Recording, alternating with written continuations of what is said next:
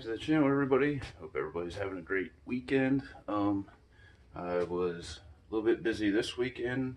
I know everybody's probably wondering what's the update on the transmission. Does it work? Does it not work? Did you spend a whole bunch of money that you threw away? Um, Transmission's in, and we got everything hooked up. I just got to go get fluid and stuff for it yet. Got the shift cable adjusted on it and verified that the dipstick actually reads correctly. But that just needs fluid in it. But before I got in it and started up, there was some other things. We were talking about fuel rail stuff and the issues I was having with the stock truck rails and the regulator, and it just spiking the fuel pressure through the roof when both pumps were running. So anyhow, I got those billet rails, and yesterday I went out, pulled the intake off of it.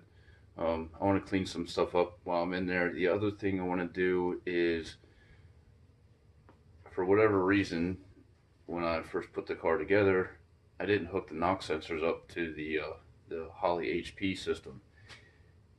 Don't ask me why. I don't know. I think it had something to do with like one of the wires was broke or something like that on the harness. So I just opted to skip it for then. And so far we've been lucky. Motor's still together. I didn't knock any rods out of it, but I would like to. I plan on turning the boost up a good bit. So I do want to monitor knock and at least have it set up to, if it senses knock, to pull, enough timing out of it to save the motor. So while the intake's off, we're going to do that. Freaking knock sensors are expensive.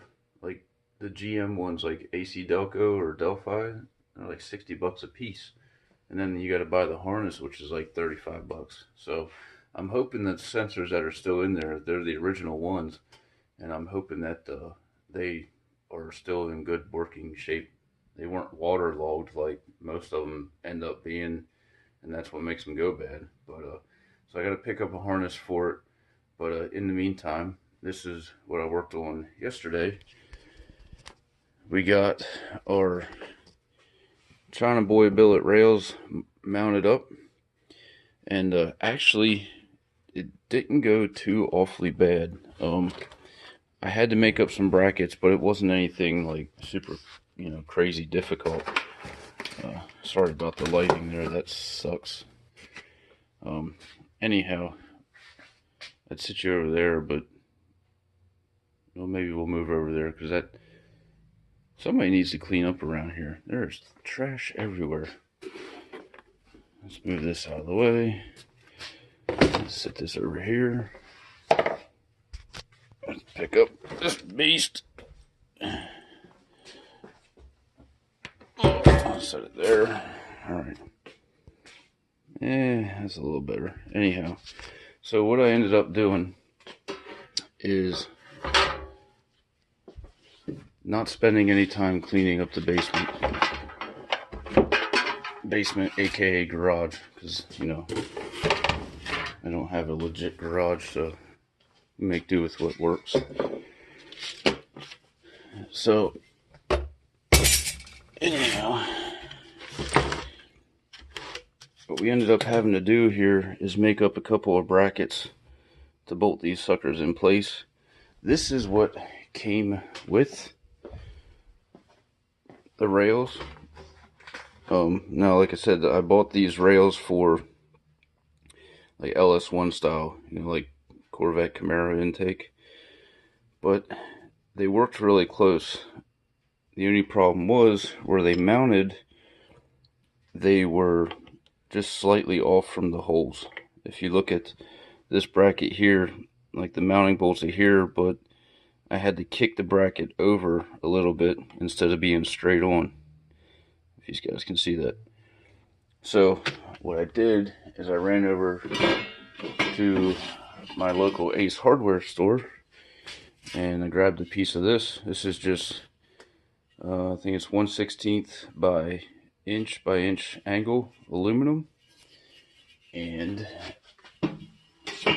made up a couple of little brackets out of it, and voila. Like, even the height wise on the truck rail, now this is with SEMA Deca and 80 injectors, so they are, they are taller than a truck style, like if you're using a decapped injector, the Deca 80s are going to be a lot taller than the factory ones. But anyhow, with this combination with the Deca 80s and these China eBay $60 rails, you can see they bolt right here in the back. They use 2 Allen heads, and then, I mean, it worked out perfect. The injector's got a good bit of, like, the right amount of tension in them, but you can still turn them. They're not, it's not like collapsing it all the way into the bore, which you wouldn't want. But yeah, works out pretty good. I'm happy with it so far. Hopefully no leaks.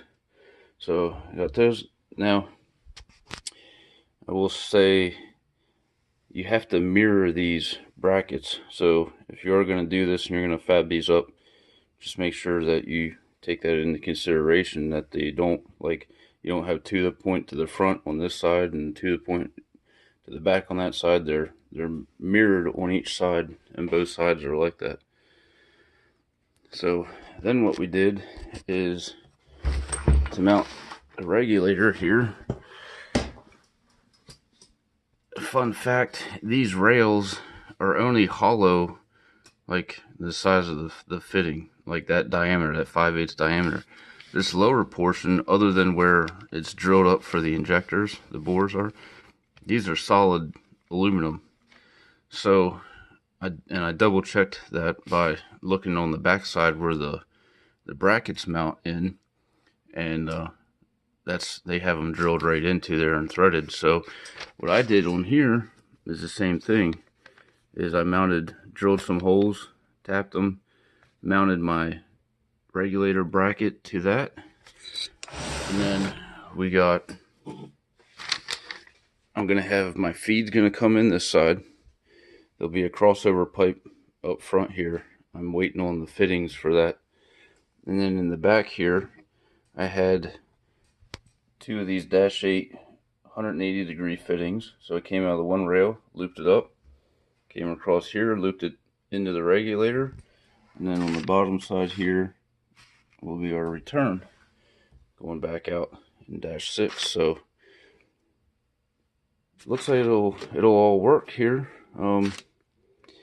I might get a T-fitting. I would like to get this, obviously, is a mechanical fuel pressure gauge. This is the one for my electronic gauge in the car, and I would like to put another pressure sensor in here for the Holley so I can data log fuel pressure. Just makes it a lot easier tuning. So I can see when the second pump comes on, make sure it's maintaining fuel pressure, see what my fuel pressure is in relation to, say, my duty cycle for the injectors. So I know if I have enough pump or not enough injector, or vice versa. These 80 pounders, I'm running E85, so these work really good on pump gas. On E85 they do work, but something like a 160 or a 210 injector would probably be better, just because you need more E85 to make the same kind of boom as you do on gasoline. Anyhow, it's about where we're at. I'm gonna pull this throttle body off, blast everything apart, clean it back up, repaint it. I debated shaving the intake, but I don't know if I feel that ambitious. That's a lot of work. And I mean, it kind of looks like a stegosaurus, but I messed around a little bit with some ideas. Like, I have the stock truck cover, but these things are like generally really fat and wide, and then they have like a hump here cut out where the original harness for the ECU and everything came up in it, and they look ugly and they're real wide, and it looks like a fat chick riding a bicycle, and I don't quite care for it much, so I kind of cut this one down, and I mean it covers up most of the ugly, but I don't know if I'm feeling it yet. Time will tell. We'll see. That, or I can make up thought too about utilizing these mount points and maybe making like some sort of aluminum cover for it. Who knows? Like I said, the weather's finally starting to get nice, and now I'm getting the itch to like get it together and get the car running and go out and see if that trans brake and that transmission works. Well, boys and girls, this is what a couple of hours and some paint and some eBay parts yielded us. I don't think it turned out too bad. Cleaned up the throttle body, got our rails and everything installed.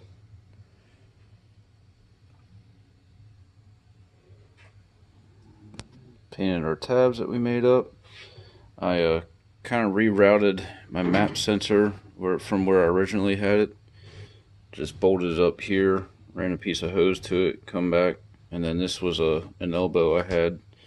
It's just tapped there. I think I used like a 1/4 inch tap. So 3/8 elbow. This here I don't know, find a way to like mount that. I gotta get it in the car and see how long that plug actually is for the map sensor. But anyhow, yeah, I'm pretty happy with it.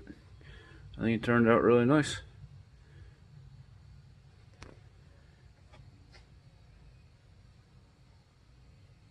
That's where I'm at. That's what I've been up to this weekend. I was talking to Tommy last night. He stopped by. He's been working on the Duster. He's putting a chromoly cage in that. Doing a whole bunch of body work. I think he's going to put quarters on it. So I might drop by his house sometime this week. We'll do a little intro video on the Duster. Show you guys what all he's got going on with that. Show you the motor. It's going to be a pretty sweet piece when he's done with it. I love the wheels. We wait till you guys see the wheels on it. It's a really clean looking car. I think he's keeping it the color it is now. He's just repainting it. Paint job's a couple years old, and he's got some stuff that he wasn't totally happy with. So I think he's going to be doing that. But anyhow, enough running my chaps here.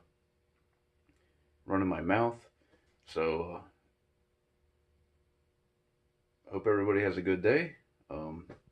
Enjoy the nice weather while we have it, wherever you're at. Hopefully the weather's nice there. We're loving it around here. And stay safe, have fun. Remember to keep it shiny side up. Till next time, see you later.